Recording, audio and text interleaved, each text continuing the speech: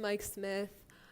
I'm here to start off my first video of this vlogging series, walking you through a day in the life of a teenage boy going through some treatment for osteosarcoma, pretty common form of bone cancer. The bone cancer is located right over here in my proximal humerus. And without further ado, I just want to jump into this video and kind of go through what my treatment plan is going to be looking like for these next couple of months. And so kind of the two parts of what my treatment is going to be is local therapy, which is surgery that's going to remove the primary osteosarcoma, and then systemic therapy, which is chemotherapy aimed at like directly eliminating the cancer cells in my body. And so because most like localized osteosarcomas like mine has not metastasized yet, meaning it hasn't spread to the rest of my body, because many scans can't really detect these things called micrometastases, meaning that cancer that's spread to nearby tissue but hasn't been discovered yet, it's important to follow up surgery with this chemotherapy, which I'll go into a little bit later, in order to make sure that the cancer doesn't come back after I've removed it.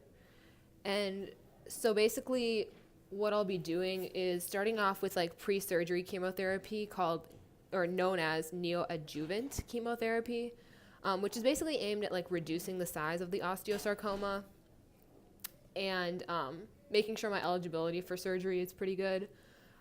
Just because the smaller the tumor, the easier it is going to be to extract, just because my orthopedic surgeon is going to have to maneuver through tendons and nerves and blood vessels. The easier for him, the better.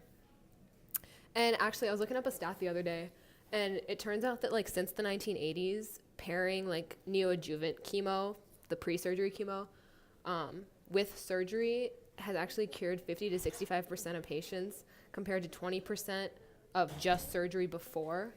And so I'm really liking those stats. Those sound pretty good to me. And that's basically why we're doing the adjuvant chemo right beforehand. And the difference between adjuvant chemo, some people have been asking me in the comments below, what's the difference between like chemo and radiation?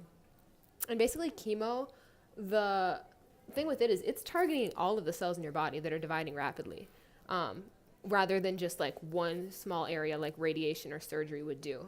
And so that being said, it can target certain cells that might not be cancerous that just divide really quickly.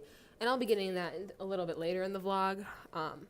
But yeah, that's basically the main difference. Comment down below if that answered your question. If it didn't, I can touch base with you later on. So the second kind of part of my treatment is surgery, and that's specifically something called like limb pairing surgery, meaning like I'm not going to be amputated because he's going to get the tumor out right away.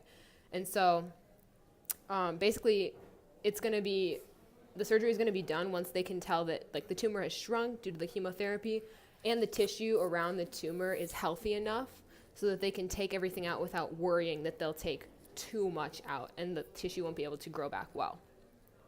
And so like along with that surgery, they're going to put a graft in where the bone was that they took out in order to make sure that like I can have functionality once again.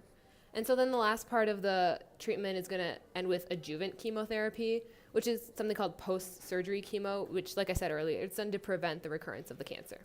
Hey YouTube, it's like midnight, almost bedtime, and I thought I'd walk you through a day in the life of having chemo treatment done. So before I jump into this, I just want to let you know that the drugs that I took and the dosages and frequency was created for me by my medical oncologist, part of my healthcare team, and so what I was doing might not necessarily work for you. So it's always important to check in with your healthcare team before starting a plan. So let me just jump right into the first part of my treatment, which was chemo treatment known as MAP, which lasted about 10 weeks. It was comprised of some drugs called doxorubicin, cisplatin, and methotrexate. And so a lot of these drugs cause like severe dehydration, nausea, vomiting, and even potential local tissue damage. So I was only going in to have dosages of them about 1 to 3 weeks.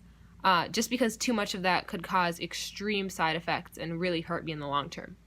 And so after 10 weeks of that, I went right in for my surgery, where my orthopedic surgeon removed the tumor, the osteosarcoma. And right after that, I followed up with 21 weeks, pretty long time, of adjuvant chemo, post-operative chemotherapy, which included some different drugs, carboplatin and isofamid, in addition to doxorubicin.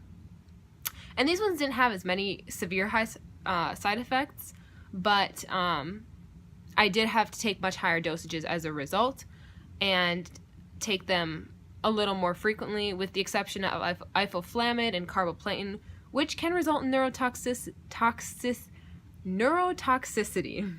And so I only took those about twice in the total cycle.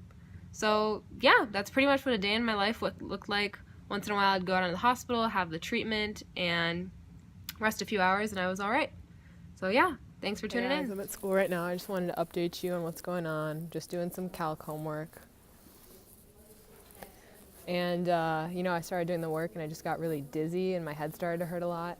So I stopped. And I've noticed a lot that I've been getting really tired quickly. I just feel a lot of fatigue. Even if I take a nap or something, it doesn't really help. And I've also been having a lot of pain in my arm where the tumor got taken out. And I don't know, like my doctor said it's because of some damaged nerves for when the surgeon took out the tumor.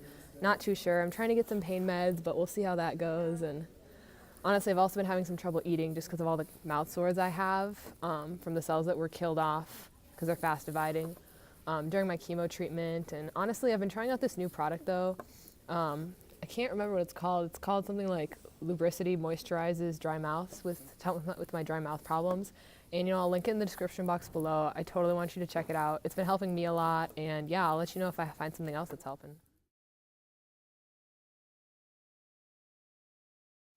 Hey guys, I'm home. It's like 9 o'clock or something, so I'm just starting off some homework. And I saw I was getting a lot of comments if I could do a little clip about my side effects that I had during chemo and after chemo. So I thought I'd do that for you right now. I want to start off with the short-term side effects. I experienced a lot of nausea, mouth sores, and hair loss, mostly due to the fact that I had really high dosages for my treatment and pretty frequent dosages.